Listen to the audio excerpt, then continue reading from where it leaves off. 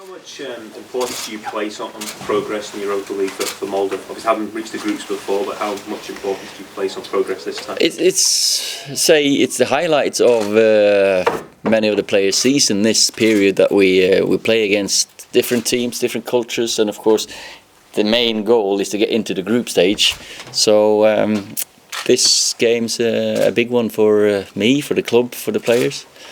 How much of your preparation for Hibernian is centred around John McGinn, the midfielder, who now looks like he will leave the club before you get a chance to face? To be fair, we haven't had time to prepare for Hibs before yesterday. So then I started thinking, well, he might not be playing. So a quality player, sure he'll get a good career in wherever he goes. If he's signing for any of the teams now, and. But for me, we've just prepared and we've watched the last few games, thinking system and not players. But he's been one of the main drivers of the attacking play. Yeah, how do you assess the challenge then of Hibs without him and the task ahead? I don't think it'll be a lot different, because we come here against a team that's very good at home, loads of enthusiasm, supporters behind the back. The system is not a normal one for us back home in Norway to play against, the 3-5-2. It's very in at the moment in football, so that will cause us a challenge. But that's what's great for us, that we come and play against different teams. And then we got the game on Sunday against the top team in Norway, so they just come one after the other for us. How would you rank Scottish football, Ollie? You watched Celtic, Rosenborg, Celtic's just a bit above. So I think maybe Scottish League, Norwegian League is similar, and the top teams are close to each other as well. So I expect this to be a very, very tight draw. What have you been most impressed with by Hibernian without John McGinn?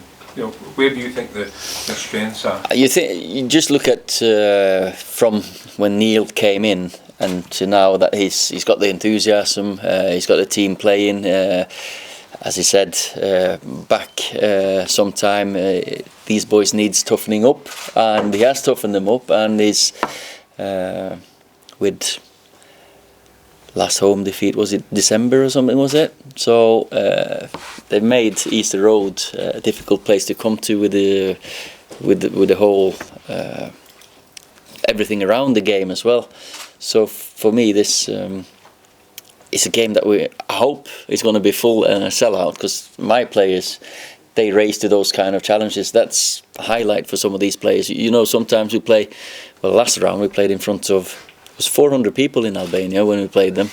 It's a different, we had 3-0 from the home game, 4-0, or 400 people, just go there, get the job done, and look at the next round. We get Hibs, because we've been brought up with British football and the atmosphere, and mostly Premier League, of course, but this is something that the players are looking forward to. You seem quite excited. Of course I am. It almost feels like coming home for me, because I've been so many years over in the UK, and I know the passion and the atmosphere in these games, and I know my players will enjoy it.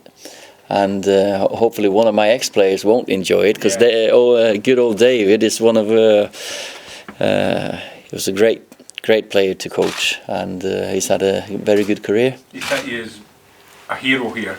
Yeah. Having scored the winning goal in the cup final. Yeah, of course. A couple of years ago, scored a goal in I think it was against Asterisk, actually. Yeah, he turned it around when he came on at half time. Yeah. David's a top lad, very good player. He was captain at times in my reserves when I was there, and he's one of your favourites, because he's a lad you want in your team every day of the week. So hopefully we'll make it hard for him. Neil was talking today about his battles with you when he played against you. Yeah. Can you remember? Well, he was a fiery player and a very good player. Then again, he was manager of Bolton when I was at Cardiff, so I've beat him once. So hopefully we could. That statistics will go on. There's a lot of talk here in Scotland about your striker at the moment, and yeah. First of all, he is here, I take it. He's here, yeah. He'll be. he'll be involved. Erling, of course, there's been loads said and talked about him, but he's a young kid that has had many big clubs looking for him. Some bids, we've had a bid accepted. We've accepted a bid, and he's chewing on a contract offer from them. So, but still, he's one of my players. There was talk of Manchester United being interested in him as well. Is there anything in that at all? I don't know. They've watched him as many other clubs. We've not had an offer from Man United, no. Has there been a challenge for a young man like him to keep his focus when No, so much is going on? none whatsoever. He's been absolutely brilliant, and I think that comes from his heritage. You know, when you got a dad who's played for Norway many times, played in the Premier League for X amount of clubs, played for Forest, Leeds, City. So I reckon he's got a good upbringing, and nothing phases the kid. I've had him for a year and a half now, and the development in the kid has been unbelievable. He was a mature 16-year-old when he came. Now he's an 18-year-old man who's ready to go to bigger clubs. You've played at the very highest level. Can he? To put it this way, he's many years ahead of what I was when I was 18. I was nowhere near, and he's got the hunger, he's got the ability, he's got the attitude to go all the way. Yeah.